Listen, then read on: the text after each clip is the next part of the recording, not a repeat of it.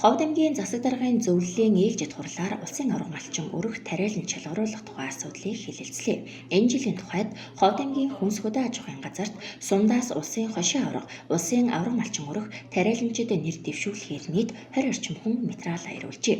Хурлын хүрээнд эдгээр иргэдийн материалыг засгийн газрын 2021 оны ээлжид хуралдаанаар шинжилсэн улсын аварга малчин тариаланч шалгаруулах журмын дагуу хянаж болзол хангаж байгаа эсэхийг дахин тодорхойлж ажиллахаар боллоо. Мал аж ахуйн салбар бол энэ жилийн хувьд манай Ховд аймгийн хувьд хамгийн одоо дэвшилттэй сайн байгаа юм салбар.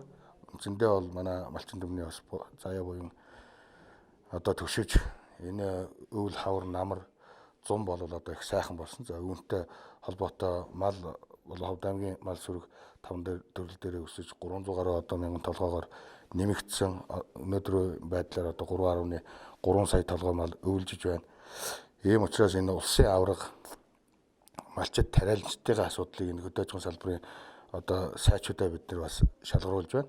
Нийтдээ 15 одоо малчны улсын сайн малчин гэсэн тодорхойлтуудыг бас үзэж харж одоо ерөөхдөө дахин үүрэг чиглэлөөч нэгтгэхийн хурлаар бол тодруулахаар дэш нь хөдөө аж ахуйн яамд өргөн барихаар бид нар хугацаа хойшлуулж байна. За хоёр тариаланчийг бол одоо улсын аварга тариаланчид өргөн мэдүүлэхээр болж байна. Мөн улсын хошин аварга малчинд бол одоо манай Булган сумын малчныг бол одоо дээш нь өргөн мэдүүлэхээр ийм шийдвэр гараад ажиллаж байна.